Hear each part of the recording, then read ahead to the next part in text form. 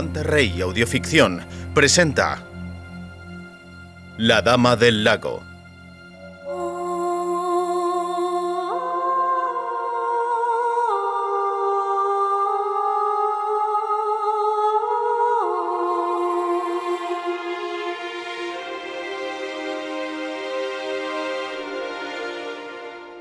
Una aventura de Geralt de Rivia.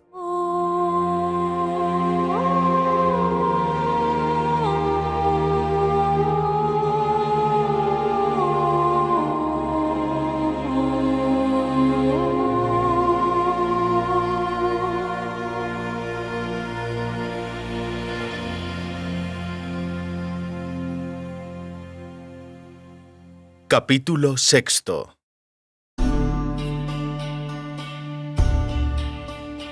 La mayoría de los historiadores suelen adjudicar el proceso, la condena y la ejecución de Joaquín de Wet a la naturaleza violenta, cruel y tiránica del emperador Emir. No faltan tampoco, en especial en los autores con querencia por la literatura, las alusiones e hipótesis acerca de una venganza o ajuste de cuentas completamente privados. Ha llegado ya la hora de decir la verdad. Una verdad que es, para todo cuidadoso investigador, más que evidente. El duque de Wet comandó el grupo Verden de forma para la que la palabra ineficaz es extraordinariamente delicada. Teniendo en contra a unas fuerzas 2 veces menos numerosas, se separó de la ofensiva hacia el norte y dirigió toda su actividad a la lucha contra los guerrilleros verdenos. El grupo Verden cometió atrocidades nunca vistas contra la población civil. El resultado era fácil de prever e inexcusable. Si en verano se calculaban las fuerzas de los insurgentes en unos 500 hombres, en primavera estaba en armas casi todo el país. Al rey Erbil, favorable al imperio, lo asesinaron, y a la cabeza de la insurrección se alzó su hijo, el príncipe Kistrin, simpatizante de los norteños. Teniendo por el flanco a los bajeles piratas de las Skellige, al frente la ofensiva de los norteños de Cidaris y a la retaguardia a los rebeldes, de Wet se dejó llevar a una caótica lucha, yendo de derrota en derrota. Con ello se retrasó la ofensiva del grupo de ejércitos centro. En vez de, como se había dispuesto, contener los flancos de los norteños, el grupo Verden contuvo a Meno Cohorn. De inmediato, los norteños aprovecharon la situación y pasaron al contraataque, deshaciendo el cerco en torno a Mayena y Maribor, destruyendo las posibilidades de una nueva ocupación rápida de estas importantes fortalezas. La ineficacia y la estupidez de De Wet tuvieron también una importancia psicológica. Se esfumó el mito del invencible Nilfgaard. A los ejércitos de los norteños comenzaron a acudir cientos de voluntarios. Restif de Montolón. Guerras norteñas, mitos, mentiras, medias verdades.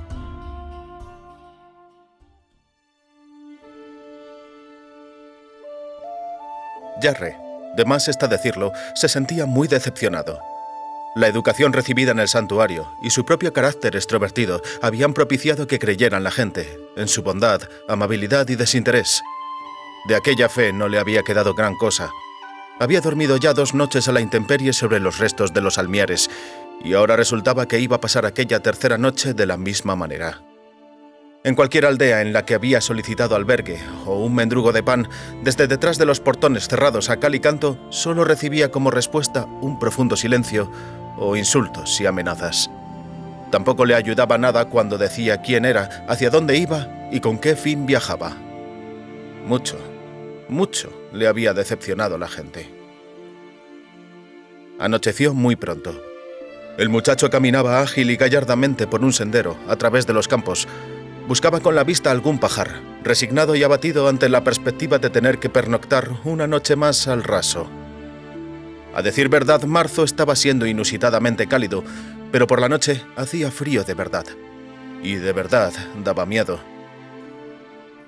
Jarre miró hacia el cielo, sobre el cual, como cada noche desde hacía casi una semana, se veía la cabeza dorada y roja de un cometa que recorría el firmamento desde poniente hacia oriente, arrastrando tras de sí una centelleante cola de fuego. Reflexionó acerca de lo que verdaderamente podía presagiar aquel fenómeno, un fenómeno mencionado en tantas profecías. Reinició la marcha. Se hacía cada vez más oscuro. El sendero descendía hacia una hilera de densos matorrales que, debido a las penumbras del ocaso, se transformaban en terroríficas figuras. Desde la parte inferior, allí donde reinaba más la oscuridad, soplaba el olor frío y repugnante de los hierbajos en estado de putrefacción e incluso de algo más, de algo muy malo. Jarre se detuvo. Intentó convencerse a sí mismo de que lo que le estaba trepando por la espalda y los brazos no era miedo, sino hambre. Sin resultado. Un bajo puentecillo unía las orillas de un canal negro y brillante como el alquitrán recién vertido, de orillas cubiertas por mimbreras y deformes sauces cenicientos. En aquellos lugares donde se habían desprendido y desaparecido los maderos, el puentecillo estaba roto con boquetes longitudinales. La barandilla estaba partida, sus balaustres sumergidos en el agua. Pasado el puentecillo, los sauces crecían con mayor densidad. A pesar de que aún faltaba mucho para que se hiciera realmente de noche, a pesar de que en los lejanos prados al otro lado del canal brillaban aún las puntitas de la hierba con hilachas de niebla colgadas, la oscuridad reinaba entre los sauces.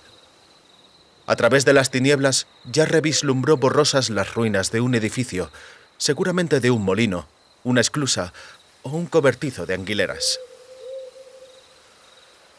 «Tengo que atravesar este puente», pensó el joven. «Es difícil, inútil, y a pesar de que siento en los huesos que ahí, en ese endemoniado lugar, acecha algo malo, tengo que pasar al otro lado del canal. Tengo que cruzar este canal como hiciera aquel mítico caudillo. O era un héroe, sobre el cual leí en los desgastados manuscritos del santuario de Melitele. Cruzaré el canal, y entonces... ¿Cómo era aquello? ¿Se repartirán las cartas? No, se echarán los dados.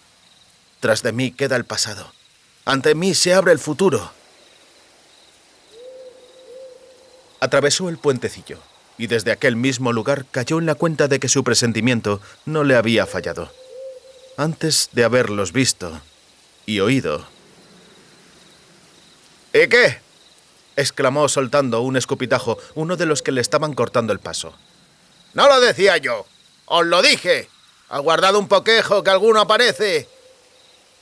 «Verdad de la buena, Cultish», afirmó ceceando levemente otro de los tipos que estaban armados con gruesos garrotes. «Ni que pa' nombrarte divino mago. Bueno, viajero querido, que azolatera andas, ¿darás lo que tengas por la buena o nos libraremos de un revoltijón?» «Yo no tengo nada», chilló Jarre con toda la fuerza de sus pulmones, aunque sin muchas esperanzas de que alguien le oyera o acudiera en su ayuda. «Soy un pobre viajero. No llevo ni una moneda encima. ¿Qué tengo que os pueda entregar? ¿Este palo? ¿La ropa?» «También», dijo el que ceceaba, y en su voz había algo que provocó que Jarre se estremeciera. «Porque has de saber, pobre viajero, que a decir verdad estamos nosotros aquí llevados de la misma necesidad, esperando que alguna moza aparezca. Mas la noche está ya al caer. Aquí no va a pasar nadie, y a falta de pan buenas son tortas. Agarráislo, muchacho». «Tengo un cuchillo», gritó Jarre. «Os lo advierto». Efectivamente tenía un cuchillo. Lo había hurtado en la cocina del santuario durante su huida del día anterior y lo llevaba guardado en el hatillo. Pero no lo sacó. Le paralizaba y le asustaba saber de antemano que un gesto así sería totalmente absurdo, pues nadie le iba a socorrer. «¡Tengo un cuchillo!» «Vaya, vaya», se burló el que ceceaba, aproximándose. «Tiene un cuchillo. ¿Quién lo hubiera pensado?» Jarre no podía huir. El miedo hizo que sus piernas se convirtieran en dos estacas clavadas al suelo. La adrenalina le tenía amarrado por el cuello como un lazo corredizo. «Pero bueno», exclamó de repente un tercer tipejo con una voz joven y extrañamente familiar. «Yo pienso que lo conozco». Sí, lo conozco. Dejáislo, os digo. Pero si es un conocido mío. ¿Jarre? ¿Me reconoces? Soy Melfi. Venga, Jarre, ¿me conoces? Te conozco. Jarre luchaba con todas sus fuerzas contra una terrible y poderosísima sensación, desconocida por él hasta aquel preciso momento. Solo cuando sintió un dolor en las caderas producido por el fuerte golpe que se dio contra las tablas del puente, comprendió qué era aquello que estaba sintiendo. La sensación de perder el conocimiento.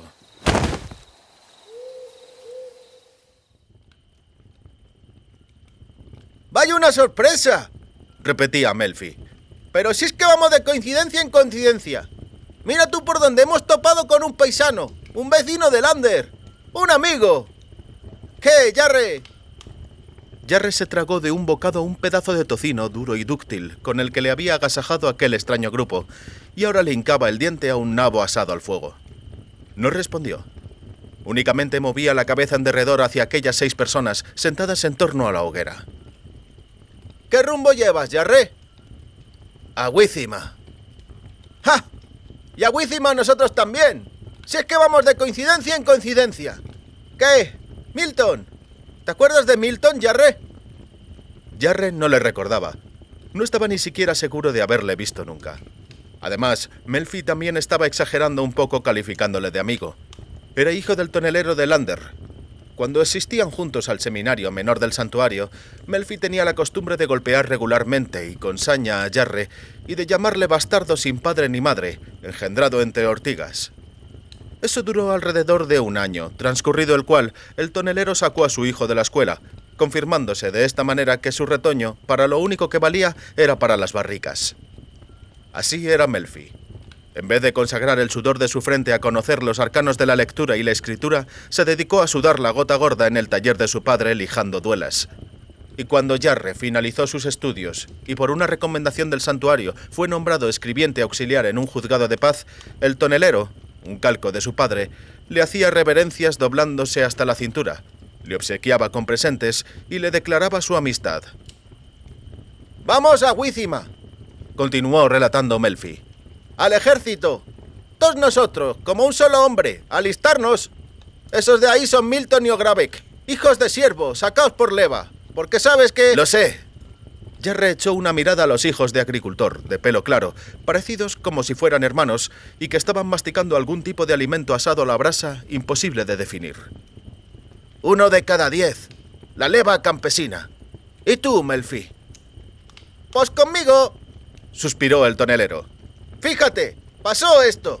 A la vez primera, cuando los gremios hubieron que tributar reclutas, padre me libró de tener que sacar la bola. Pero vino la desgracia. En segundas hubo que echar la suerte, porque así lo había acordado la ciudad. Pues sabes que... Lo sé, asintió de nuevo Jarre. El sorteo para completar la leva lo decretó el Consejo de la Ciudad de Lander, mediante edicto con fecha de 16 de enero. Se trataba de algo inevitable frente a la amenaza de Nilfgaard. ¡Pero miráislo, Lucio, cómo parlotea! Se entrometió gruñendo un tipo rechoncho y rapado al cero que se llamaba Okultich y que no hacía mucho había sido el primero que le gritó en el puente. ¡El señorito! ¡Un sabijondo! ¡Sabijondo! Acompañó a coro otro, alargando la palabra, un jornalero enorme con una sonrisa algo tonta, eternamente pegada a su redonda bocaza. ¡El señorito de Sabijondez! ¡Calla el morro, Clapro!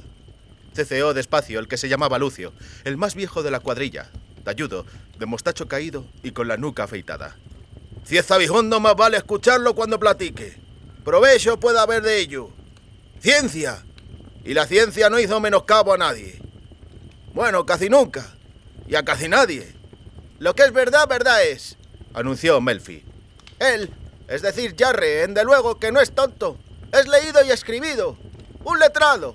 Pero si en el Lander hace las veces de escribiente del tribunal, y en el santuario de Melitele tenía a su cuidado toda una sarta de libros. Así pues, por curiosidad, interrumpió Lucio, clavando su mirada en Jarre a través del humo y las chispas. ¿Qué hace un novicio chupatintas librero de mierda como tú camino a Wícima? Como vosotros, dijo el joven, me voy al ejército. ¿Y qué es?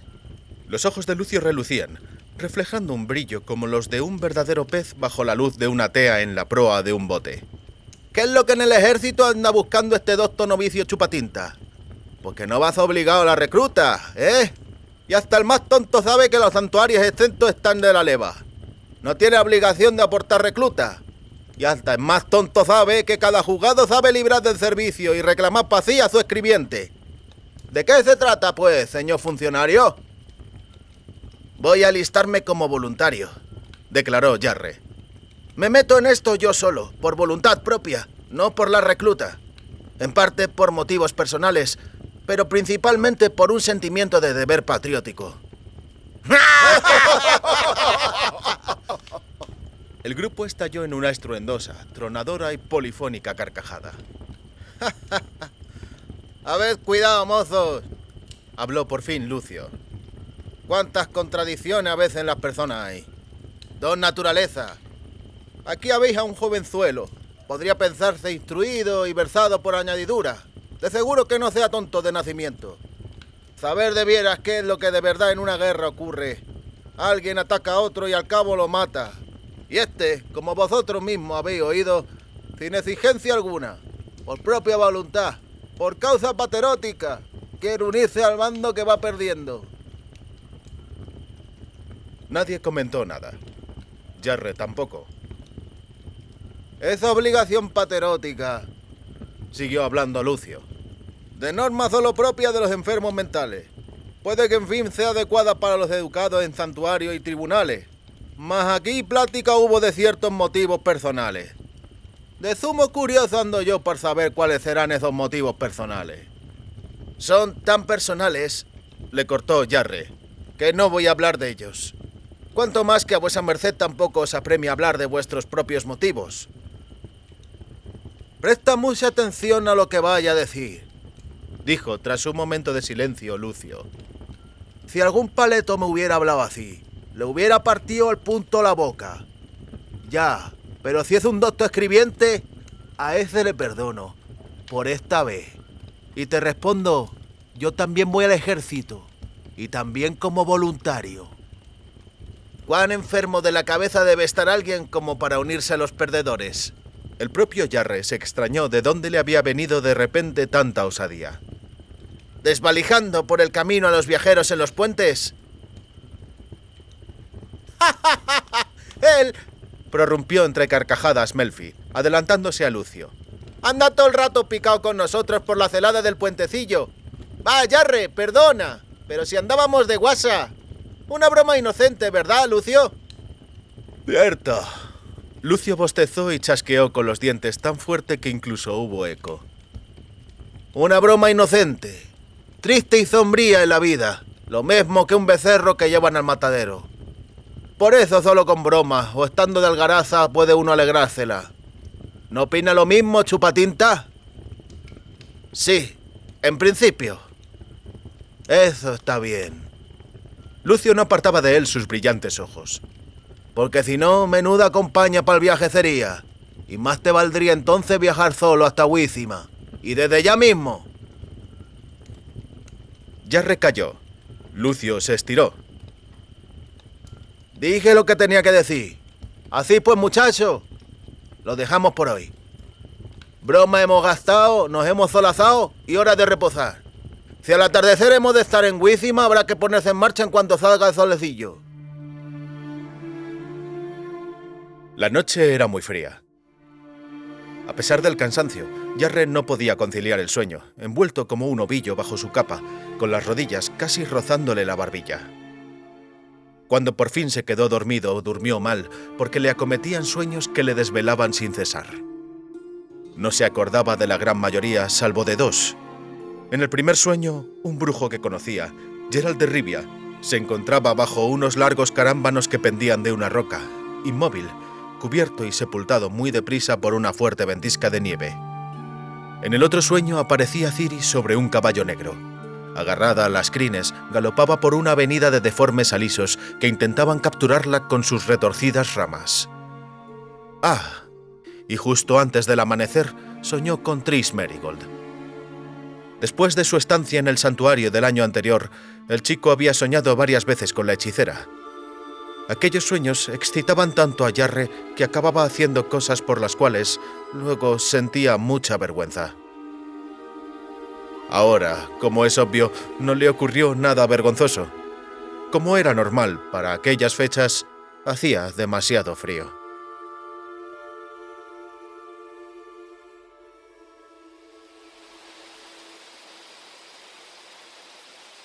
Muy de mañana, de hecho casi no había salido el sol, Los 7 se pusieron en camino.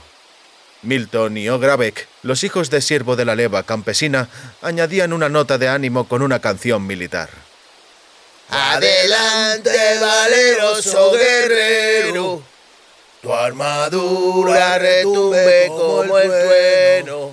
Huye, doncella, que besarte quiero, que me lo impide, dame ese beso, que con mi vida la patria defiendo.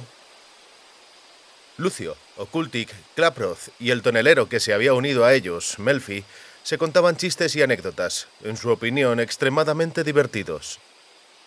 Y pregunta al Nilfgaardiano, ¿qué es esto que tanto apesta? Y va el elfo y le dice, ¡mierda! ¿Y sabéis este otro? Mano, un Nilfgaardiano, un elfo y un enano. Miran y pasa un ratón volando. Cuanto más avanzaba el día, más viajeros se iban encontrando por el camino. Carretas de campesinos, carruajes de alguaciles, pelotones del ejército que marchaban. Algunos carromatos estaban cargados de mercancías. Tras estos caminaba la banda de Lucio con la nariz prácticamente pegada al suelo, como un perro perdiguero, recogiendo cualquier cosa que se cayera. Una zanahoria por aquí, una patatita por allá, un nabo, a veces incluso alguna cebolla. Parte del botín la guardaban con vistas a los momentos de penuria. La otra parte la devoraban con avidez, sin cesar de contar chistes. ¡Y el Nilfgaardiano! ¡Prrra! ¡Y se cagó hasta las orejas! ¡Oh, Dios! ¡No aguanto más! ¡Se cagó! Jarre estaba esperando cualquier ocasión o pretexto para separarse de ellos. No le gustaba Lucio ni le gustaba Okultik. Tampoco le gustaban las miradas que Lucio y Okultik echaban a los carromatos de los mercaderes que pasaban, a las carretas de los campesinos y a las mujeres y muchachas que iban sentadas sobre los carros. No le gustaba el tono burlón de Lucio cuando, sin venir a cuento, se ponía a hablar de para qué su intención de alistarse como voluntario, en un momento en que la derrota y la aniquilación total eran prácticamente seguras y evidentes. Olía a tierra recién arada, a humo. En el valle, entre los regulares campos ajedrezados, las arboledas y los estanques que brillaban como espejitos, divisaron los tejados de unas casas. Hasta sus oídos llegaba a veces el lejano ladrido de algún perro, el mugido de un buey o el canto de un gallo. «Se ve que ricas son estas aldeas», dijo Lucio, ceceando y relamiéndose los labios. «Pequeñas, pero compuestas con primor. Aquí, en este valle», se apresuró a aclarar Okultik, «viven y labran la tierra los medianos. En sus aldeas todo es airoso y bien compuesto. Un pueblo hacendoso de mujeres chicas». «Putos no humanos», gargajeó Klaproth. «No más que kobold todos. Estos aquí viviendo de perlas y la gente de verdad pasando necesidad y miseria por su culpa. A estos la guerra ni les aflige». «Por el momento», Lucio estiró la boca con una desagradable sonrisa. «Acordarzos, muchachos de esta huela. Esa linda entre albedules cabe el mismo bosque. Recordarlo todo bien. Si alguna vez me entra en apetito de volver por acá de visita, no quisiera extraviarme». Ya revolvió la cabeza. Aparentó que no le había escuchado y que solo miraba el camino delante de él. Reemprendieron la marcha. Milton y Ogravek, los hijos de agricultor de la leva campesina, entonaron una nueva canción. Menos guerrera, como si fuera un poco más pesimista. Como si pudiera ser, tras las alusiones anteriores de Lucio, tomada como señal de mal agüero. «Ahora escuche la gente de la muerte su maldad. Ya anciano, mozo valiente, no esquivará su crueldad.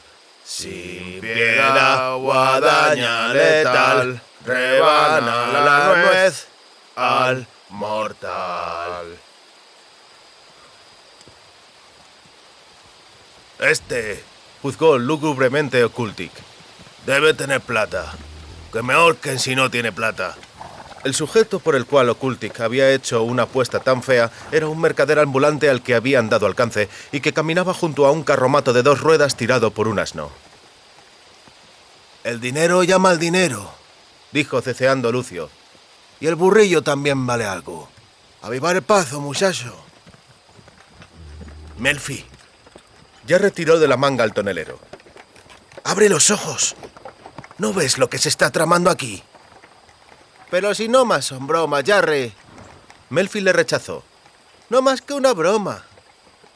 El carro del comerciante, de cerca se distinguía claramente, constituía al mismo tiempo el puesto de venta, el cual se podía ensamblar y tener montado en apenas unos instantes. Toda aquella construcción de la que tiraba el asno estaba recubierta de modo pintoresco por vivos e incisivos letreros, cuyos mensajes anunciaban la oferta del mercader. Bálsamos y raíces de escabiosa medicinales, talismanes y amuletos protectores, elixires, filtros y cataplasmas mágicos, productos de limpieza y, además de esto, detectores de metales, metales nobles y trufas, así como también señuelos infalibles para peces, patos y doncellas.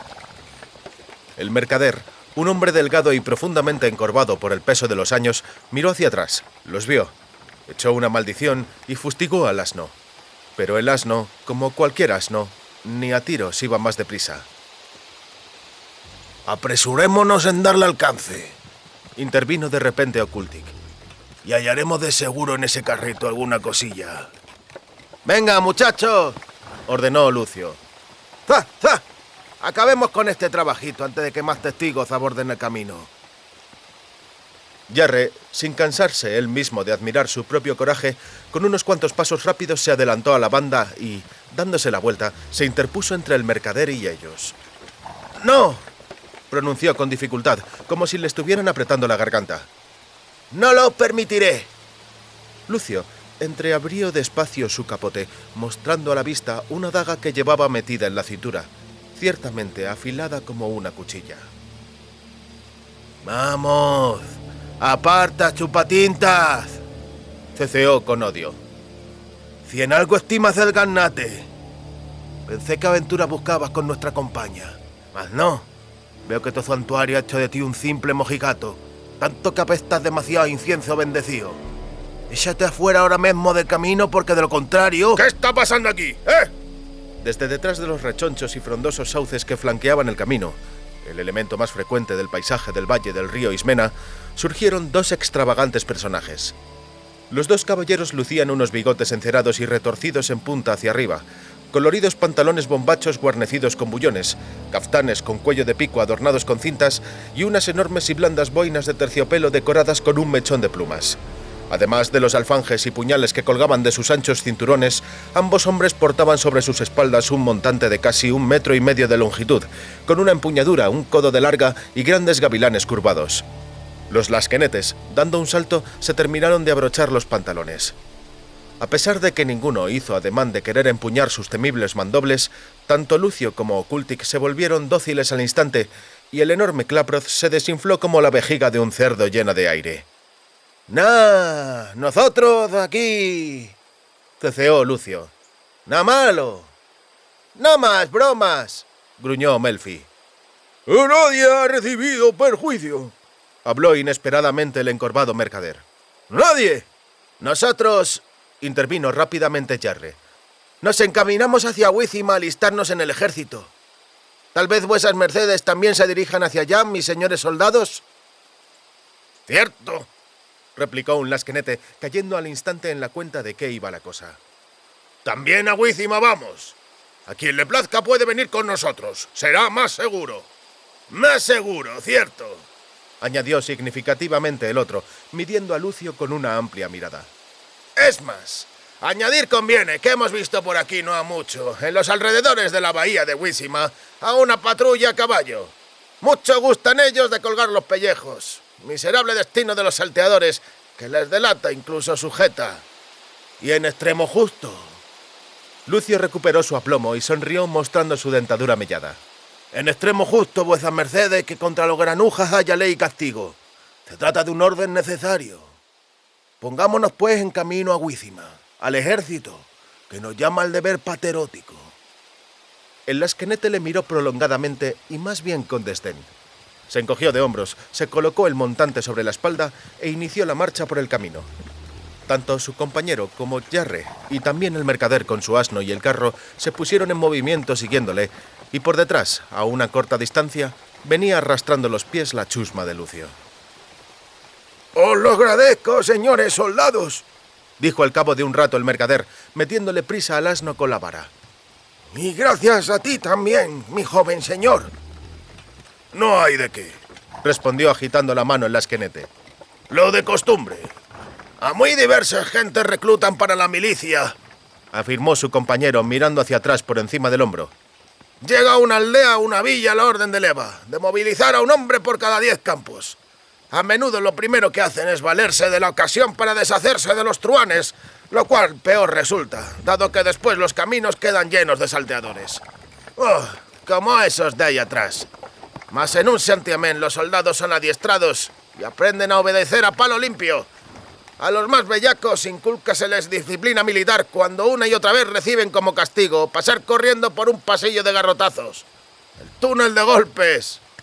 Yo, se apresuró a aclarar Jarre, voy a alistarme como voluntario, no forzoso. Lo cual se elogia, se elogia. El lasquenete miró hacia él y retorció la puntita encerada de su bigote.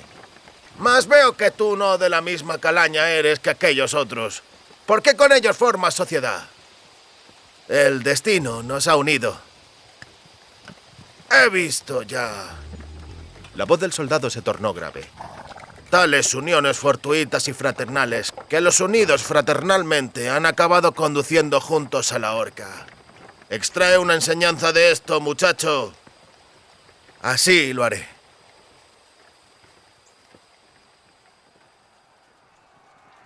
Antes de que el sol, cubierto por las nubes, alcanzara su cenit, llegaron a la carretera.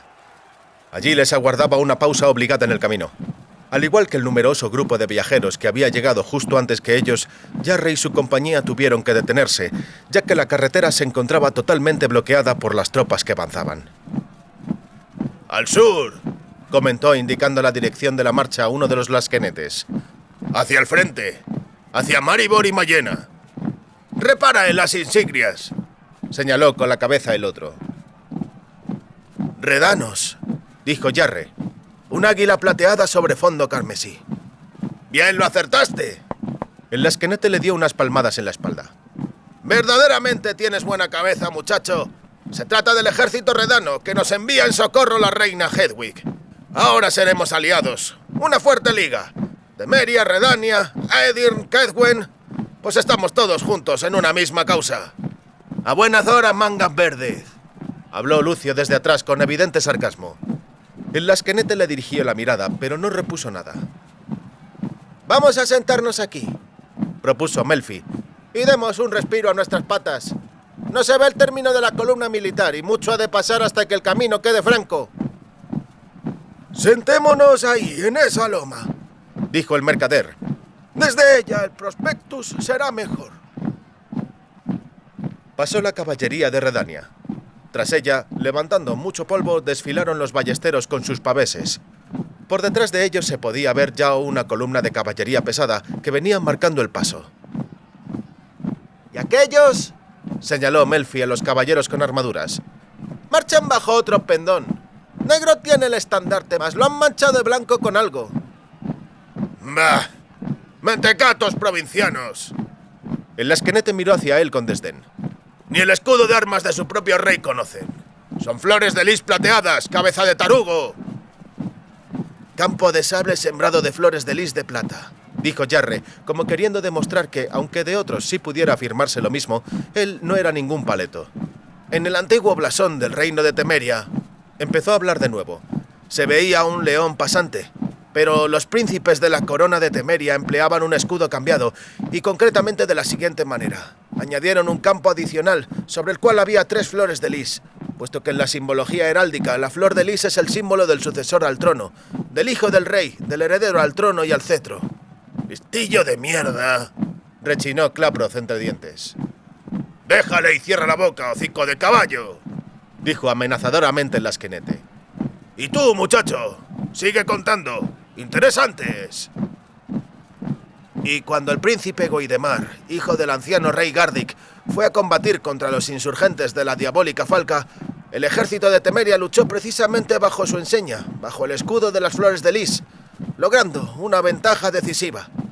Y cuando Goidemar heredó el trono de su padre, como recuerdo de aquellas victorias, y por la salvación milagrosa de su esposa y sus hijos de manos del enemigo, instituyó sobre el escudo del reino 3 flores de lis de plata en campo de sable. Y más tarde el rey Cedric cambió el blasón oficial mediante un decreto especial, de manera que ahora es un escudo negro sembrado de flores de lis. Y tal es el blasón de Temeria hasta nuestros días, lo cual podéis corroborar todos ocularmente sin dificultad, puesto que por el camino avanzan precisamente las lanzas de Temeria. Muy gratamente, Dijo el mercader. nos lo habéis narrado, mi joven señor. No yo, suspiró Jarre, sino Jan de Atre, un erudito heraldista. Y salta a la vista, vos no estáis peor versado. Cojonudo para hacer recluta, añadió a media voz Lucio. Pa' dejarse diñarla por ese pendón de flores de lis plateada, por el rey por Temeria. Escucharon un canto. Resultaba amenazador, guerrero, y bramaba como el batir de las olas, como el ruido que hace una tormenta que se está acercando. Tras las huellas dejadas por los temerios, venía marchando el paso otro ejército en formación cerrada. Se trataba de una caballería gris, casi carente de color, sobre la cual no se blandían enseñas ni guiones. Delante de los mandos que marchaban al frente de la columna, portaban una vara larga con un travesaño horizontal, decorada con colas de caballo, y sobre la cual había clavados 3 cráneos humanos. La compañía libre. El lasquenete señaló a aquellos sombríos jinetes. Condotieros. Un ejército de mercenarios. ¡Al ojo salta que son aguerridos!, suspiró Melfi. ¡Cualquiera de ellos! Y van en formación como en desfile. La compañía libre, repitió el lasquenete. Contemplad, palurdos imberbes, lo que es un probado soldado. Aquestos ya estuvieron en el campo de batalla. Estos mismos, los condotieros. Los tercios de Adam Pangrat, de Moya, de Frontino y del abate Marco, de los que inclinaron el platillo de la balanza en Mayena. Pues gracias a ellos rompióse el cerco de los nilfgaardianos. A ellos les debemos que fuera la fortaleza liberada. ¡A fe mía!, añadió el otro, que se trata de gente valiente y audaz que estos condotieros, firmes en la batalla, como esta roca. Aunque la compañía libre presta sus servicios por dinero, como fácilmente deducir podréis por sus canciones. La sección se aproximaba al paso. Su canto tronaba con fuerza y estruendo, pero extrañamente lúgubre, con notas discordantes. Mi trono me rige, mi cetro oro, jamás con reyes alianzas pactemos, nosotros al doblón, como el sol de oro, a la orden raudos y obedecemos, vuestras juras de bandera ignoro, ninguna enseña ni manos besaré, tan solo al doblón, como el sol de oro, mi juramento eterno prestaré. ¡Ay! ¿Quién pudiera servir con ellos?, suspiró de nuevo Melfi. Lidiar a su costado, alcanzaría el mortal la fama y la victoria. ¿Me engaña la vista o qué? Ocultic arrugó el rostro. Al frente del segundo destacamento, una hembra. ¿Están luchando a las órdenes de una mujer estos mercenarios? Hembra es, confirmó el lasquenete. pero no se trata de mujer cualquiera. Es Julia Abate Marco, a la que llaman la Dulce Casquivana, una guerrera de padre y muy señor mío. Derrotaron bajo su mando los condotieros a la avanzada de los negros y los elfos en Mayena, incluso cuando hasta en 2 ocasiones 5 centenares atacaron a 3000 enemigos. También se oyó, intervino Lucio con un extraño y a la vez malicioso tono, untuosamente servil, que no de mucho sirvió esa victoria, y que despilfarraron 0 ducados gastados en mercenarios. Nilgar se repuso del golpe y de nuevo infligió a los nuestros una buena lección, y de las gordas, y sitiaron Mayena otra vez, y no habrán tomado ya la fortaleza, o tal vez se dirijan ya hacia aquí. No asomarán en cualquier momento, o puede que a tiempo ya que los nilgardianos hayan comprado con oro a estos condotieros en venta. Quizá quieres llevarte un puñetazo en la jeta, cabrón, interrumpió enojado el soldado. ¡Ándate con cuidado, que ladrar contra nuestro ejército se castiga con la horca! ¡Contén tu hocico antes de que se me acabe la paciencia! ¡Oh! El fortachón de Klaproth, abriendo ampliamente la boca, distendió el ambiente. ¡Oh! ¡Mira tú! ¡Qué nanitos más divertidos vienen! Por el camino, bajo el ensordecedor estrépito de los timbales, el obstinado resonar de las gaitas y el penetrante silbido de los flautines, marchaba una formación de infantería armada con alabardas, bisarmas, gujas, manguales y mazas con pinchos. Vestidos con capotes de piel, cotas de malla y puntiagudos yelmos, aquellos soldados eran bastante más bajos de lo habitual. «Enanos de las montañas», aclaró el lasquenete. «Algunos de los regimientos del tercio de voluntarios de Mahakam. Y yo que pensaba», dijo Okultik, «que los enanos no con nosotros estaban, sino en contra nuestra. Que estos asquerosos renacuajos nos traicionaron y que con los negros en una conjura». «¡Pensar tú!». El lasquenete le lanzó una mirada con lástima. ¿Y el qué, si se puede saber? Tú, Calamidad, si te tragaras una cucaracha con la sopa, en las tripas tendrías más cerebro que en la cabeza. Esos que por ahí marchan son algunos de los regimientos de infantería de los enanos que nos envía en auxilio Brouwerhog, el gobernador de Mahakam. Ellos, en su mayoría, ya han entrado también en combate, sufriendo grandes bajas, cuando en la batalla de Mayena les hicieron retroceder para reagruparse. «Los enanos son pueblo bravo», corroboró Melfi. «A mí una vez uno, en una posada de Lander, durante la celebración de Saubine, me dio tal sopapo en este oído que me anduvo pitando hasta la fiesta del Yule». «El regimiento de los enanos es el último de la columna». El lasquenete se puso la mano sobre los ojos a modo de visera. «Fin del desfile. Libre quedará el camino enseguida. Pongámonos en marcha, que al caer está el mediodía». «Tantas huestes marchan hacia el sur», dijo el mercader de amuletos y panaceas, «que con toda seguridad va a ser una gran guerra. El pueblo sufrirá grandes desdichas, enormes derrotas al ejército. La gente morirá a miles, pasada a cuchillo, a sangre y fuego. Observen vuesas mercedes que ese cometa que cada noche puede verse en el cielo arrastra tras de sí una cola de fuego rojo. Si el cometa lleva la cola morada o pálida, anuncia enfermedades frías, fiebres, pleuresías, flemas y catarros, y también desgracias con agua, como riadas, inundaciones o lluvias constantes. Por el contrario, el tono rojo indica que se trata de un cometa de calenturas, de sangre y fuego, pero también del hierro que nace del fuego. Horribles, horribles infortunios caerán sobre el pueblo. Habrá muchas masacres y matanzas, como aparece en la profecía. Se amontonarán los cadáveres 12 codos de alto. Los lobos aullarán sobre una tierra yerma que quedó despoblada y el hombre besará las huellas de los pasos de otro hombre. ¡Ay de vosotros! ¿Por qué de nosotros?, le interrumpió fríamente el lasquenete. Alto vuela el cometa. También desde Nilfgaard lo pueden ver, sin mencionar el valle de Lina, desde donde dicen que se aproxima Meno Cohorn. Los negros miran igualmente al cielo y ven el cometa. ¿Por qué no inferir, pues, que no es a nosotros sino a ellos a los que la derrota augura? Que serán sus cadáveres los que se vayan a apilar. «Así es», gruñó el otro lasquenete. «Pobres de ellos, de los negros». Personas muy versadas, señores, elucubraron todo esto. Sin duda.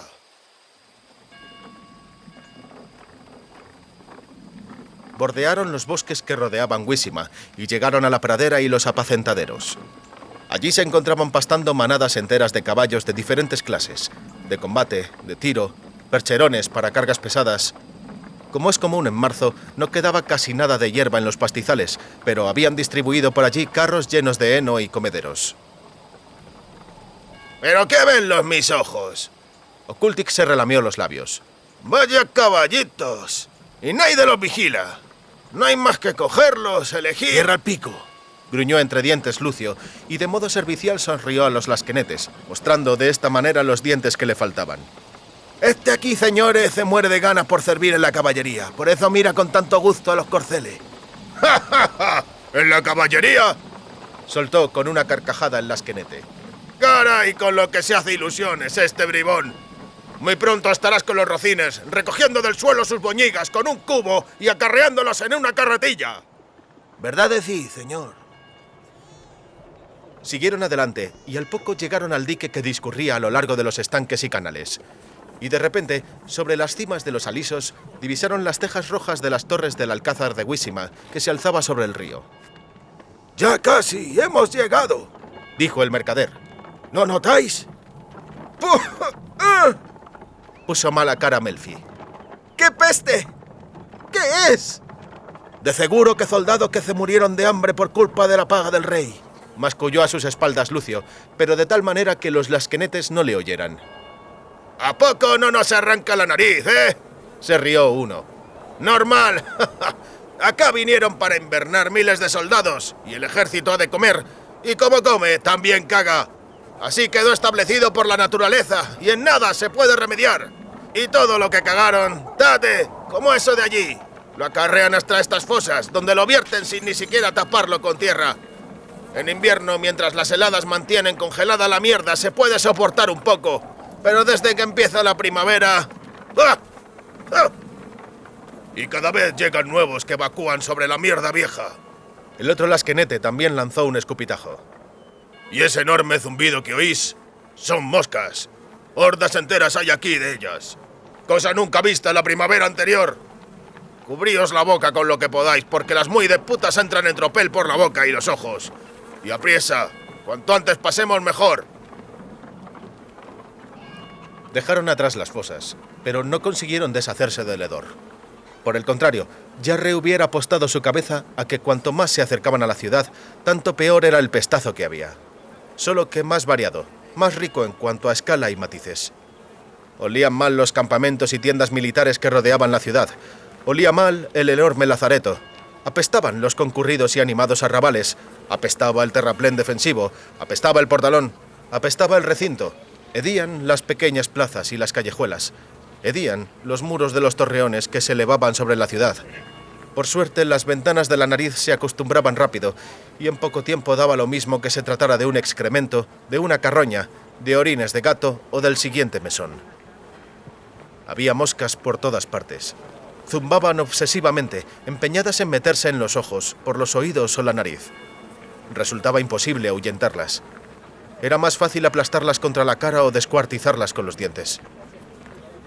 En cuanto salieron de la oscuridad del portal, sus ojos se toparon con un enorme cartel sobre la pared que mostraba a un caballero que les estaba señalando con el dedo.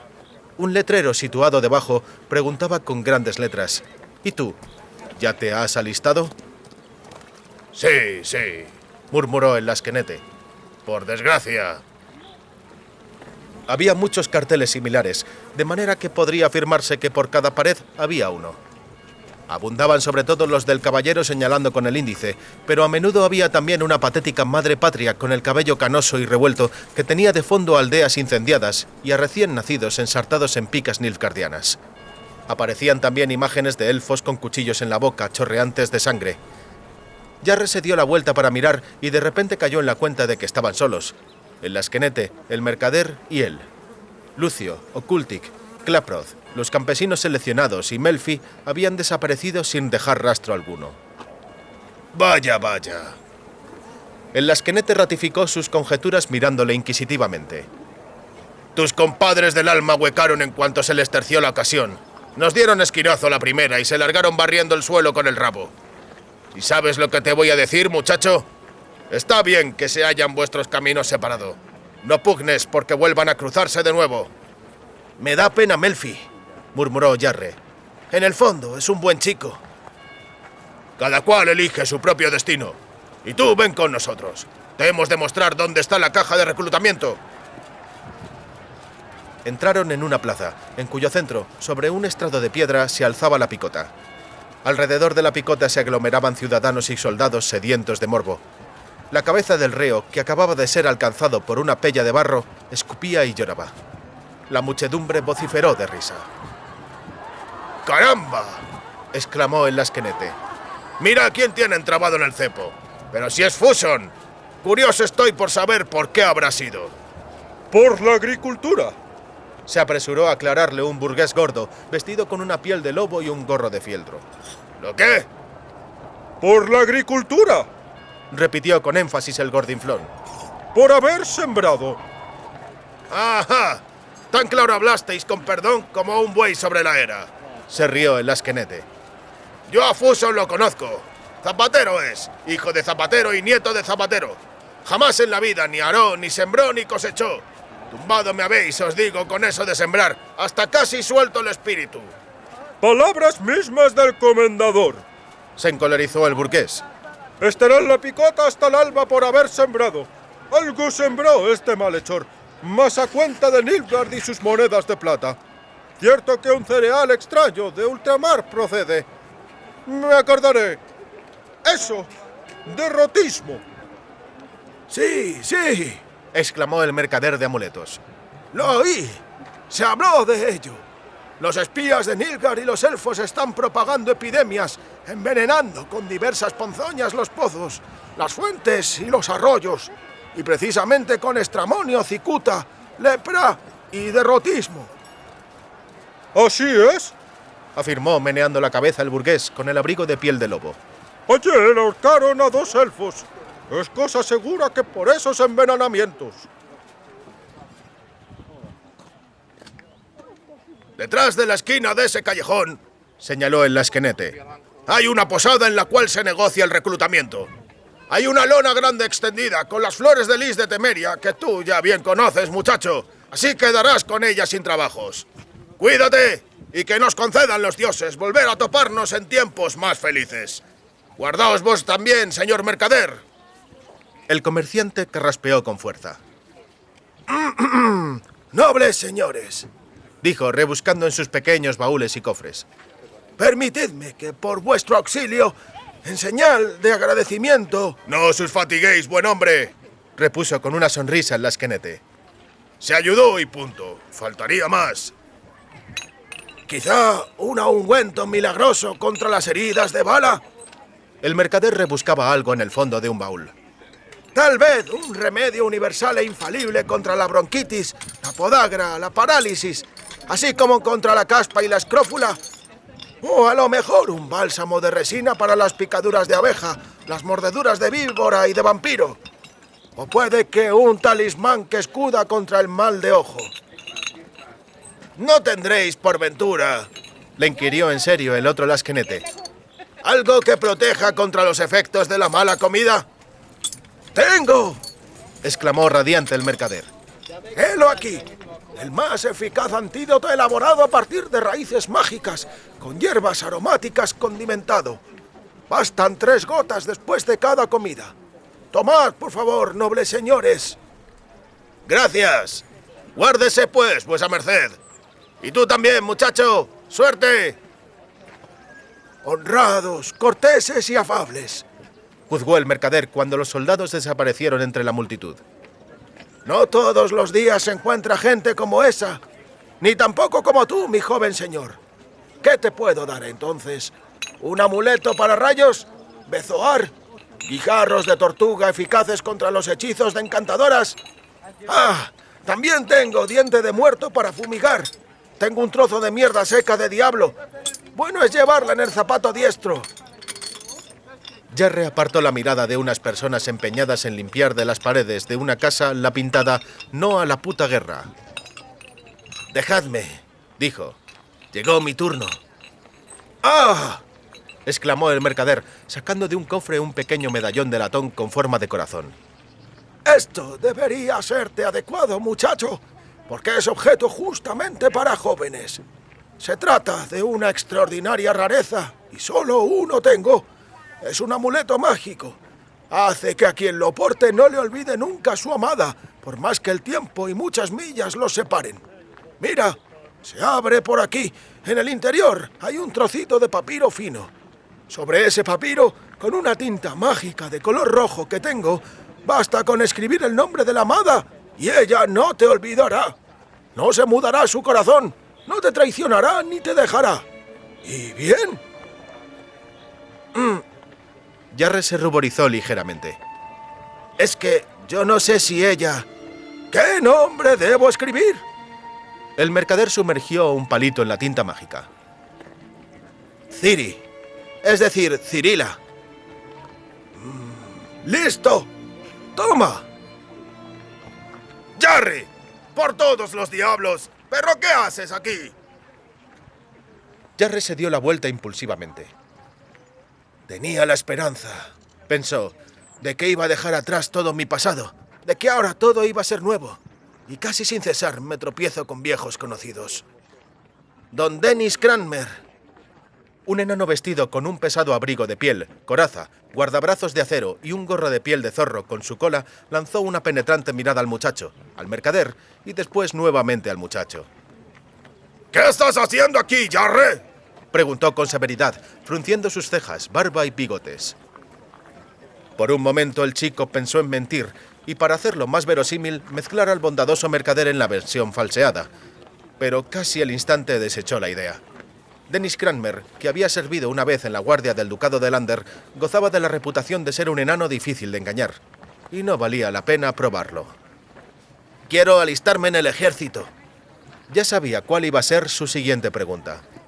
¿Te ha dado permiso, Neneque? No tuvo ni que responderle. Te fugaste. Dennis Cranmer balanceó la barba. Simplemente te has fugado del santuario. Y Neneque y las sacerdotisas andarán allí tirándose de los pelos. «Dejé una carta», refunfuñó Jarre. «Señor Cranmer, yo no podía. Yo tenía que...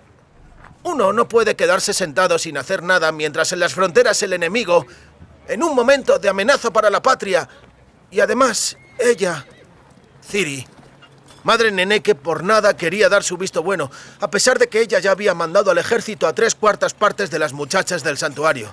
A mí no me lo permitió, y yo no podía». Así que te fugaste. El enano frunció severamente las cejas. ¡Por 1000 demonios sacramentales! Debería atarte a un palo y mandarte de vuelta a Lander por estafeta de correos. Ordenar que te encerraran bajo llave en una cueva hasta que las sacerdotisas vinieran a recogerte. Debería. Resopló con ira. ¿Cuándo fue la última vez que comiste algo, Jarre? ¿Cuánto hace que no te has llevado al gaznate un plato de comida caliente? ¿Caliente de verdad?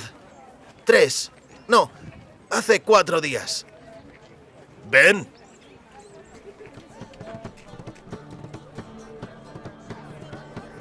¡Come más despacio, hijo! Le increpó Zoltan Shibai, uno de los camaradas de Dennis Cranmer. No es sano engullir tan deprisa sin masticar como es debido. ¿A dónde vas con tanta prisa? Créeme, nadie te va a quitar el puchero. Jarre no estaba tan seguro de ello. En el salón principal del mesón, la escudilla del greñudo, se estaba celebrando precisamente un duelo de puñetazos. 2 enanos rechonchos y anchos como estufas se estaban zurrando a puño cerrado con tanto afán que hasta incluso retumbaban entre el clamor de sus compañeros del tercio de voluntarios y el aplauso de las prostitutas del lugar. El suelo crujía, derribaban los muebles y la vajilla, y las gotas de sangre que se escapaban por sus narices destrozadas se esparcían alrededor como si fueran lluvia. Jarre solo estaba esperando a que en algún momento alguno de los combatientes se abalanzara sobre su mesa reservada para los oficiales, tirando al suelo su plato de madera con los codillos de cerdo, la escudilla de guisantes hervidos y las jarras de barro. Engulló rápido un trozo de tocino que había mordido, dando por sentado que cualquier cosa tragada ya era suya. No he entendido casi nada, Dennis. El otro enano, llamado Sheldon Skaggs, ni siquiera volvió la cabeza cuando uno de los púgiles por poco le golpea metiendo un gancho. Si el mozo es un sacerdote, ¿de qué modo se va a alistar? La sangre de los sacerdotes no ha de ser derramada. Es un escolar del santuario, no un sacerdote.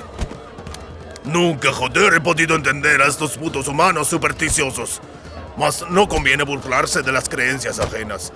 Resulta, sin embargo, que aquí este mozalbete, a pesar de haber sido educado en el santuario, no está en contra del derramamiento de sangre.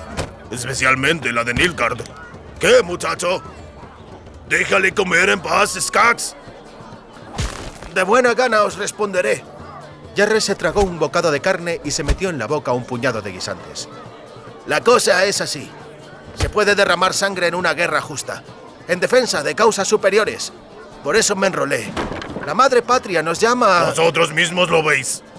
Sheldon Skaggs pasó la mirada por sus compañeros. ¿Cuán cierta es la afirmación de que los humanos son una raza próxima y afín a la nuestra? Que procedemos de la misma cepa, tanto ellos como nosotros. La mejor prueba de ello está sentada ante nosotros y se está zampando unos guisantes. En otras palabras, entre los jóvenes enanos haya reis multum de los mismos tontos fanáticos. Especialmente tras la desgracia que padecimos en Mayena, puntualizó fríamente Zoltan Shibai. Después de una batalla perdida siempre aumenta el alistamiento de voluntarios. Cesará el arrebato en cuanto se extienda la noticia de que el ejército de Meno Cohorn anda remontando el río Oina, dejando atrás tierras y agua. Solo que ojalá el arrebato no empiece en el otro sentido, murmuró Cranmer. No tengo yo lo que se dice confianza en los voluntarios. Resulta curioso que precisamente de cada 2 desertores, uno sea voluntario. ¿Cómo osáis? Jarre por poco se atraganta. ¿Cómo podéis insinuar algo semejante, señor? Yo vengo aquí por motivos ideológicos, a una guerra justa y con razón. La madre patria... Uno de los enanos que peleaba se había desplomado de un puñetazo. Al muchacho le pareció que incluso se habían estremecido los cimientos del edificio, porque la nube de polvo de las rendijas del suelo que levantó llegaba hasta un brazo de altura. En esta ocasión, sin embargo, el derribado, en vez de reincorporarse de un salto y abalanzarse sobre el adversario, se quedó tendido en el suelo, moviendo torpe y descoordinadamente sus extremidades, de manera que más bien parecía un gigantesco escarabajo boca arriba. Dennis Cranmer se puso en pie. ¡Asunto resuelto!, anunció con voz atronadora, mirando en derredor a toda la taberna. El puesto de mando en la compañía vacante tras la heroica muerte de Elkan Foster, caído en el campo de honor durante la batalla de Mayena, lo va a ocupar... ¿Cómo te llamas, hijo? ¡Que se me ha olvidado! ¡Blasco Grant! El vencedor de la pelea decisoria escupió un diente al suelo. ¡Lo ocupa Blasco Grant! ¿Hay todavía opiniones contrarias en lo tocante a los ascensos? ¡No hay! ¡Está bien! ¡Tabernero! ¡Cervezas! ¿De qué estábamos hablando? ¿De la guerra justa? Zoltan Chivay empezó a contar con los dedos. ¿De los voluntarios? ¿De los desertores? ¡Ah, eso! Le interrumpió Dennis. Sabía que querría explicar algo y la cosa se refería a los voluntarios desertores y traidores.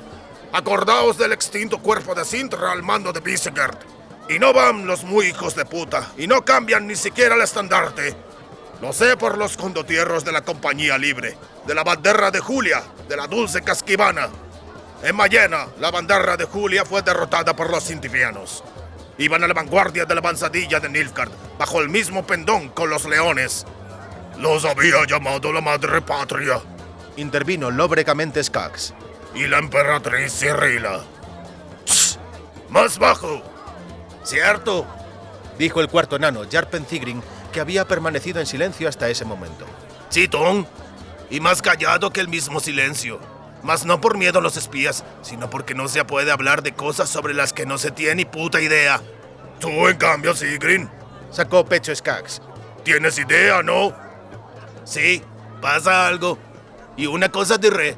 Nadie, ya sea Emir Barem Reis, ya sea los magos rebeldes en Thanet, ni incluso el mismo diablo, nadie conseguiría forzar a nada a esa muchacha. No conseguirán doblegarla, lo sé, porque la conozco. Toda esa historia del matrimonio con Emir no es más que una simple mentira. Un engaño con el que se han dejado embaucar los tontos más diversos. Otro es, os lo advierto, el destino de esa chiquilla. Completamente diferente. ¡Hablas!, gruñó Skaggs. Como si de verdad la conocieras, Sigrin. ¡Déjalo!, le regañó de improviso Zoltan Chivay. En eso del destino tiene razón. Yo también lo creo. Motivos tengo para ello. Bah, replicó Seldon Skaggs, meneando la mano. ¿Para qué gastar saliva en vano? Cirila, Emir, el destino, son cuestiones lejanas. Sin embargo, señores, más cerca nos pilla Meno Cohorn y su grupo de ejército centro. Ya, suspiró Zoltan Chivay. Me parece a mí que no se nos va a escapar una gran batalla. Quizá la más grande que conocerá la historia. Mucho, musitó Dennis Cranmer. Mucho, sí, se va a decidir. Y acabar más todavía. Todo, masculló Jarre, cubriéndose la boca con la mano debido a sus buenos modales. Todo se va a acabar. Los enanos le observaron durante un momento, guardando silencio. No te he entendido del todo, muchacho, intervino por fin Zoltan Chivay. ¿Podrías explicar a qué te estás refiriendo? En el Consejo del Ducado, pronunció titubeando Jarre. Es decir, en el Ander se dijo que la victoria en esta gran guerra es tan importante porque es una gran guerra que pondrá fin a todas las guerras. Seldon Skaggs pegó un resoplido, escupiéndose a sí mismo la cerveza sobre la barba. Zoltán Chivay bramó de viva voz. ¿No opináis lo mismo, señores?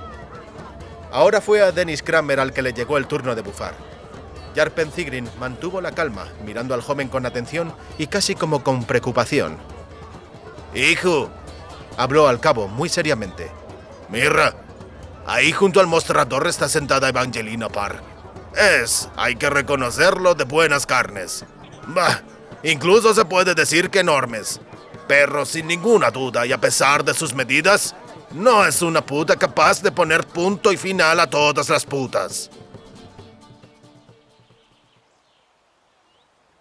Después de haber girado hacia un callejón estrecho y sin gente, Dennis Cranmer se detuvo. Tengo que alabarte, Jarre.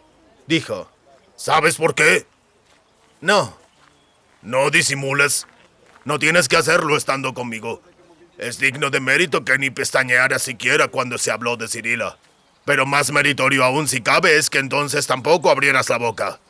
Sí, no me pongas esa cara rara. Sé de sobra lo que pasa en la casa de Neneque, detrás del muro del santuario. Lo sé bien. Tienes que creerme.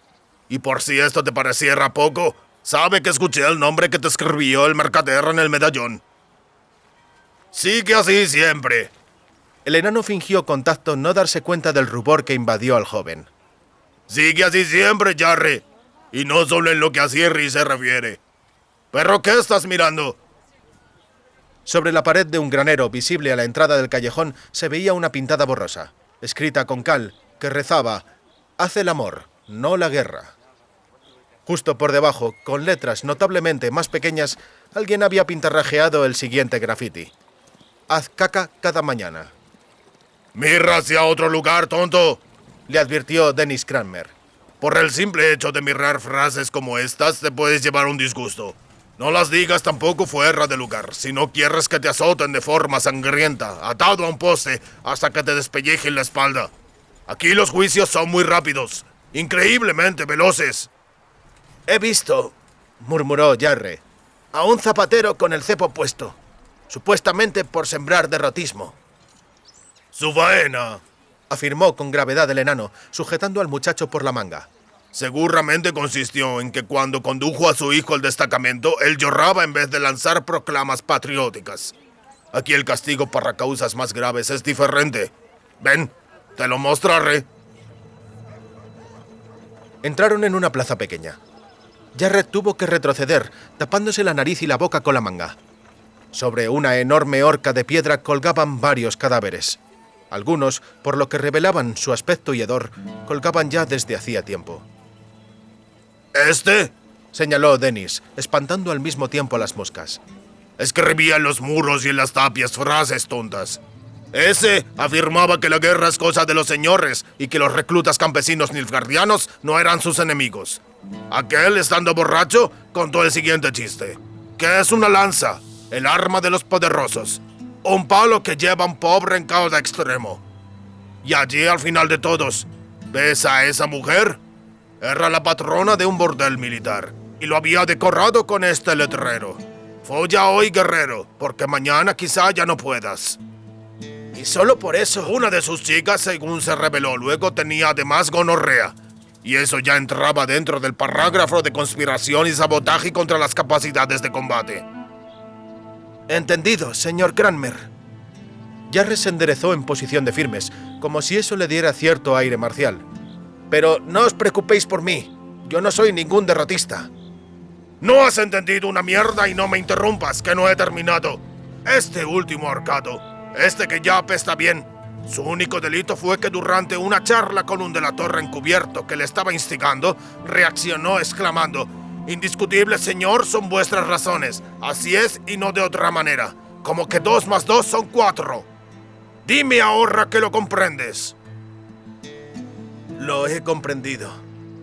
Jarre miró a su alrededor cautelosamente. Tendré cuidado. Pero, señor Cranmer, ¿qué está pasando de verdad? El enano también echó una ojeada de precaución. Esta es, dijo en voz baja, la verdadera situación. El grupo de ejército centro del mariscal Meno Cohorn avanza hacia el norte con una fuerza que ronda los 100.000 hombres. La realidad es que si no se hubiera sublevado la provincia de Verden, ya estarían aquí.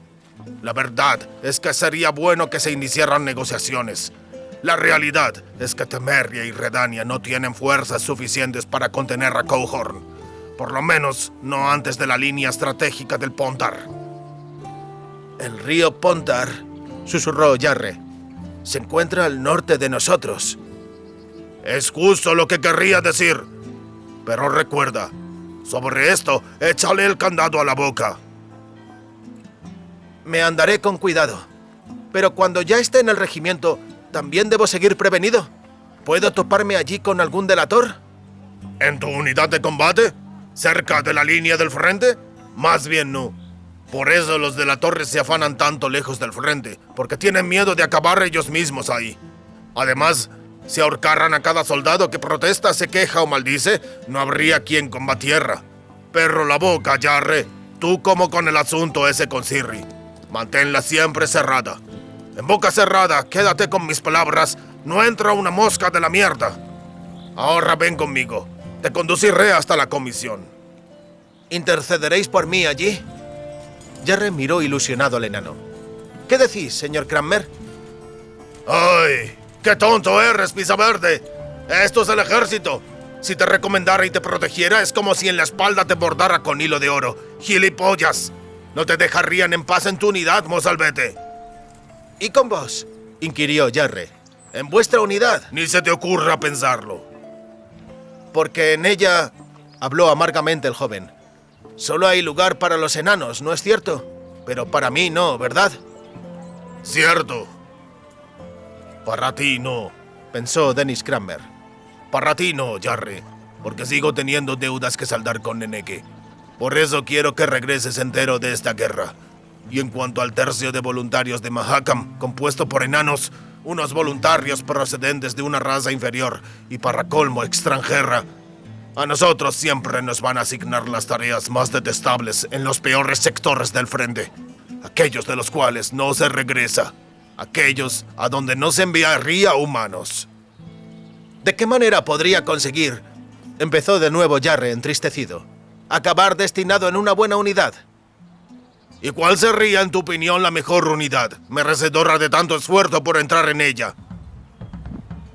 Jarre se dio la vuelta al oír un canto que crecía como las olas en una marejada, aumentando como los truenos de una tormenta que se acerca deprisa. Un canto ruidoso, arrogante, fuerte, duro como el acero. Ya había escuchado antes aquel canto. Por la callejuela del Alcázar, en columna de A3, desfilaba marcando el paso el regimiento de condotieros. A la cabeza, sobre un semental rucio, bajo una pértiga decorada con cráneos humanos, cabalgaba el jefe, un hombre de pelo gris y nariz aguileña y con una coleta de cabellos trenzados que le caía sobre la coraza. Adam Adio Pangrat, murmuró Dennis Cranmer. El canto de los condotieros tronaba, retumbaba y producía un estruendo increíble. Acompañado al contrapunto por el sonido de las herraduras contra el adoquinado, invadía la callejuela incluso más allá de la cima de las casas, elevándose sobre ellas muy lejos, muy alto, hacia el cielo azul sobre la ciudad. No nos llorarán esposas ni amantes cuando sangrando mordamos la tierra, pues por ducados como soles radiantes, sin pensarlo nos vamos a la guerra. Vos me preguntáis en qué unidad, dijo Jarre, sin poder apartar la mirada de aquella caballería. Ojalá en una como esta. En una así valdría la pena. Cada una tiene su propio himno, rompió el silencio el enano. Y cada cual, a su manera, acabará mordiendo la tierra cruelmente. Sí, según le toquen suerte. Y puede que lloren su pérdida, o puede que no. A la guerra, chupatintas, solo se canta y se marcha marcando el paso. Dentro de formación, se está en posición de firmes. Y después, durante la batalla, a cada cual le acuerda lo que tiene escrito. Ya sea en la compañía libre de Adio Pangrat, ya en la infantería, o bien destinado en los campamentos. Ora con reluciente armadura y hermosísimo penacho, ora con unas alpargatas y una zamarra piojosa, ya sea sobre un veloz pura sangre, ya sea detrás de un pavés, a cada cual algo distinto, lo que le toque. Vaya, mira, la caja de reclutas. ¿Ves el rótulo sobre la entrada? Por allí discurre tu camino si sigues pensando en ser soldado. Ve, Jarre, guárdate. Nos veremos cuando todo esto haya terminado. El enano siguió con la mirada al muchacho hasta que éste desapareció por la puerta de la posada, ocupada por la caja de reclutamiento. O quizá no nos veamos, Añadió en voz baja. No se sabe qué tiene cada uno escrito. ¿Qué le va a tocar?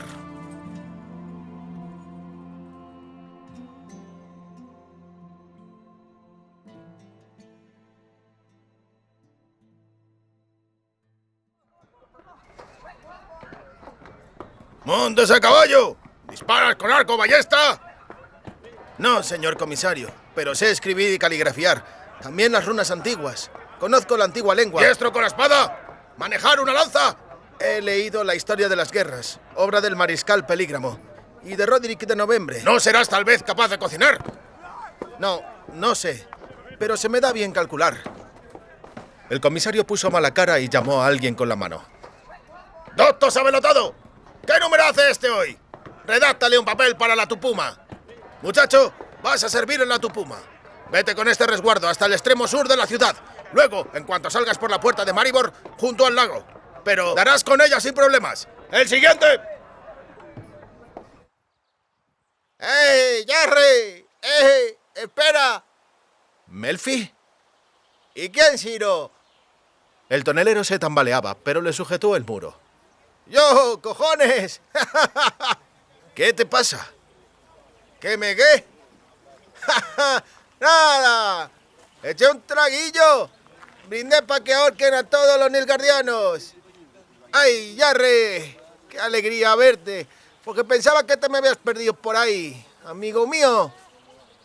Jarre se echó hacia atrás como si alguien le hubiera golpeado. El tonelero no solo apestaba a una asquerosa cerveza y a un aguardiente todavía más nauseabundo, sino también a cebolla, ajo y solo el diablo sabe qué cosas más. Era insoportable. ¿Y dónde está tu honorabilísima compañía?, preguntó sarcásticamente. ¿Lucio, dices?, se enfadó Melfi. Pues te diré que me da un ardite. ¿Sabes, Jarre? Pienso que no es buena gente. Bravo. Rápido, lo has descerrajado. ¡Cierto! Melfi se irritó aún más, pero sin percatarse de sus pullas. Anduvo con cuidado, más que el diablo se lleve a quien me engañe. Ya sé qué es lo que tenían maquinado. ¿Para qué tanto deseaba llegar a Wissima? De seguro que piensas, Jarre, que él y sus granujas suyos venían al ejército por lo mismo que nosotros. ¡Ja! ¡Equivocado estás! ¿Quieres saber qué es lo que andan trabando? No darías fe de ello. Me lo creería. Caballos le hacían falta y uniformes, concluyó Melfi triunfalmente. Quería robarlos aquí en alguna parte, pues tuvo la ocurrencia de querer ir vestido de soldado a correrías de bandolero. Así le prenda fuego el verdugo en la hoguera. ¡Y que sea pronto! El tonelero se balanceó ligeramente y apoyándose contra el muro se desabrochó las calzas. Pena me da que Ograbeck y Milton, ese par de paletos cabezas de chorlito, dejáranse también embaucar. Tras Lucio fueron, y por eso ahora estará presto también el verdugo para quemarlos vivos. Pero así les caga un perro, los muy tarugos. Mas, ¿y qué tal lo tuyo, Jarre? ¿El qué? ¿Destino te fue ya dado por los comisarios? Melfi empezó a soltar el chorro sobre el muro encalado. Pregunto porque yo ya estoy alistado. He de ir hasta la puerta de Maribor, a la parte del sur de la ciudad. ¿Y a ti a dónde te mandan? También al sur. ¡Ja! El tonelero pegó algunos saltos, se sacudió y se abrochó la bragueta. ¿A lo mejor vamos a batallar juntos? No lo creo. Jarre miró hacia él con aire de superioridad. Me han destinado a una unidad conforme a mis cualificaciones, a la tupuma. Normal. Melfi hipó, exhalando sobre él su terrible mezcla de gases. ¡Tú tienes estudios! De seguro que a los listos como tú los eligen para alguna tarea de importancia, no para cualquier cosa. Mas, ¿qué más da? Mientras tanto seguiremos andando un rato juntos.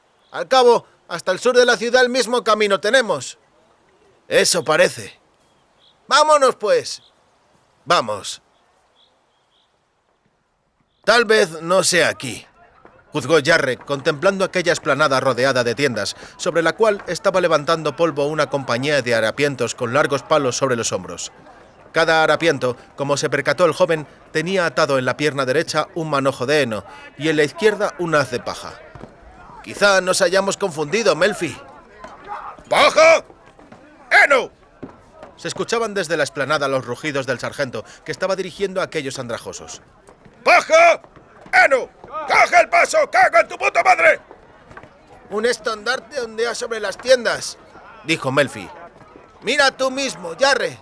Los lises estos iguales son que los que platicaste en el camino. ¿Hay estandarte? Sí. ¿Hay tropas? Sí. Significa que es aquí. Bien dimos. Puede que tú. Yo seguro que no. Mira, allá cabe la empalizada está uno con no sé qué rango. Preguntémosle al tal. Luego ya todo empezó a pasar deprisa. ¡Nuevos! Estalló el sargento. ¡Del reclutamiento! ¡Los papeles! ¿Qué coño haces ahí parados el uno junto al otro? ¡Firmes! ¡Ar! ¡No os mováis! ¡Izquierda! ¡Ar! ¡Gira a la izquierda, Cenutrio! ¿O es que no sabes dónde cojones la tienes? De frente, cabeza, paso ligero. ¡Ar! ¡Date la vuelta, cabrón! Escuchar y recordar. Lo primero, gilipollas, al maestre de avituallamiento. Recogida de armamento. Cota de malla, tabardo, pica, casco y puñal, hijos de perra. Después hay retreta. ¡Listos para el toque de ocaso, capullos! ¡Rompan filas! ¡Ar! Un momento. Jarre se giró inseguro para mirar. Porque, sin embargo, me parece que yo tengo otra unidad. ¿Cómo? Disculpe, señor oficial. Jarre se sonrojó. Lo que únicamente pretendo es evitar una eventual equivocación, puesto que el señor comisario claramente me destinó a la unidad Tupuma. Así pues yo... ¡Estás en casa, muchacho! Estalló en carcajadas el sargento, que se quedó más bien desarmado con lo de oficial. ¡Esta es precisamente tu unidad! ¡Bienvenido a tu puta madre, la infantería! ¿Y por qué así? Repitió Rocco Hildebrand. ¿Y de qué modo tenemos que pagar a vuesa merced dicho tributo? Puesto que todo lo que se os debía ya quedó pagado. Vaya, miráislo, un canijo listo. Sentado cómodamente sobre la silla de montar de un caballo robado, Lucio sonrió hacia sus compinches. Ya quedó pagado. Y piensa que ha acabado. Igualito eres que aquel pavo que no más se preocupaba por los domingos y al final le retorcieron el pescuezo un sábado. Ocultic, Klaproth, Milton y Ogravec prorrumpieron en carcajadas al unísono, pues la broma era oportuna y la diversión prometía acabar siendo todavía mejor. Rocco, percibiendo la repugnante y pegajosa mirada de los salteadores, se dio la vuelta. De pie junto al umbral de la choza estaban Incarvilia Hildebrand, su esposa, y las hijas de ambos, Aloe y Yasmín. Lucio y su cuadrilla miraban a las mujeres hobbits sonriendo lascivamente. Sí, sin ningún género de dudas, la diversión prometía ser excelente. Hasta el seto que se encontraba al otro lado del camino se acercó una sobrina de Hildebrand, Impatientia Vanderbeck, a la cual llamaban cariñosamente Impi. Se trataba de una chica verdaderamente guapa. La sonrisa de los bandidos se tornó todavía más lasciva y estremecedora. «Venga, enano», apremió Lucio. «Entrega a las tropas reales tu parné, comida, caballos y saca las vacas del establo. Hemos hoy de visitar a unas cuantas aldeas». ¿Por qué hemos de pagar y entregaros lo que es nuestro? La voz de Rocco Hildebrand tembló levemente, pero todavía se oía en ella la obstinación y la tenacidad. Habláis que es para el ejército, para la nuestra defensa. Y contra el hambre os pregunto, ¿quién nos defiende? Ya hemos pagado por los cuarteles de invierno, y la contribución para el ejército, y el tributo por cada persona, y el gravamen por las tierras, y las tasas del ducado, y el impuesto de los carros, y las gabelas, y el diablo sabe qué más cosas todavía. Por si esto fuera poco, son 4 de esta aldea. Y al tal número hay que añadir a mi propio hijo, que los carros en los convoyes militares andan ya conduciendo. Y no otro, sino un cuñado mío, Milo Vanderbeck, apodado Rusty, es cirujano de campaña, persona de importancia en el ejército. Esto significa que ya hemos cumplido con creces nuestras obligaciones de campesinos. ¿De qué modo podemos, pues, pagar? ¿El qué? ¿Y para qué? ¿Y por qué? Lucio miraba continuamente a la esposa del mediano, Incarvilia Hildebrand, de la casa de Biberveld, a sus mofletudas hijas, Aloe y Yasmín, a la monísima Impy Vanderbeck, que parecía una muñequita con su vestidito verde, a Sam Hofmeyer y su abuelo, el anciano Holofernes, a la abuelita Petunia, que estaba golpeando obstinadamente un surco con la azada, al resto de medianos del caserío, fundamentalmente a las mujeres y a los adolescentes, que observaban medrosamente desde sus casas anejas y desde detrás de las empalizadas. ¿Por qué pregunta?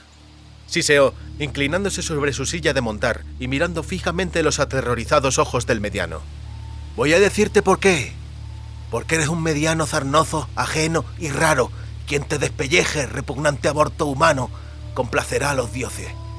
A ti, cera abominable, el que vivo te queme, una buena obra estará haciendo, y encima paterótica.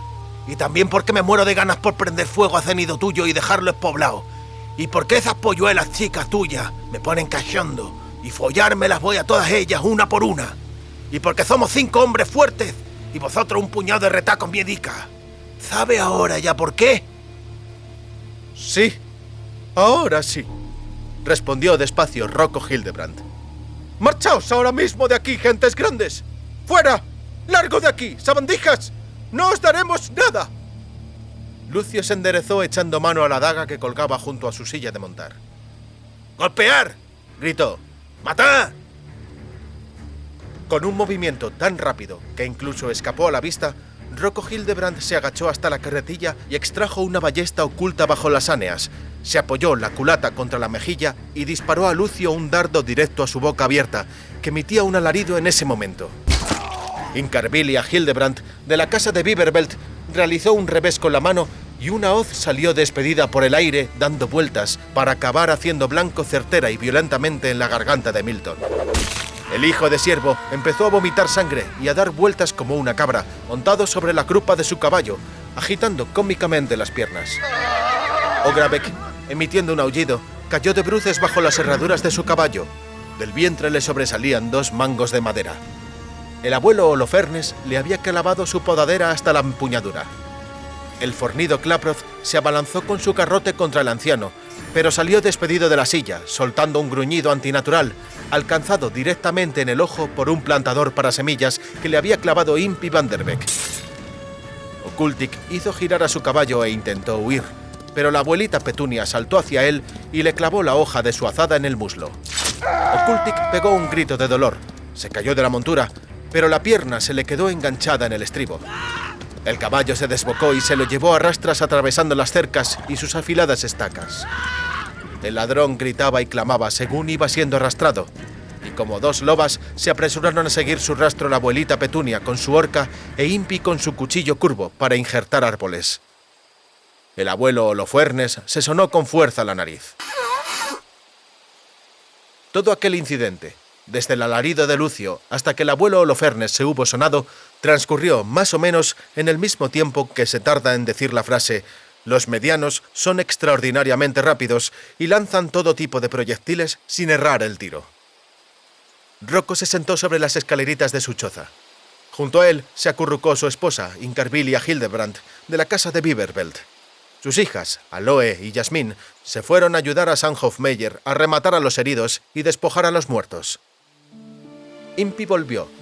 Las mangas de su vestidito verde estaban manchadas con sangre hasta los codos. También regresó la abuelita Petunia. Caminaba despacio, jadeando, soltando quejidos, apoyándose en la azada que aún chorreaba sangre y sujetándola por el anillo de la pala. «¡Ay! Se nos está haciendo vieja la abuelita. ¿Ya está mayor?», pensó Hildebrand. «¿Dónde enterramos a los salteadores, don Rocco?», preguntó Sam Hofmeyer. Rocco Hildebrand abrazó tiernamente a su mujer por la espalda, envolviéndola con los brazos, y contempló el cielo. «En el bosque de abedules», respondió. «Junto a los anteriores»,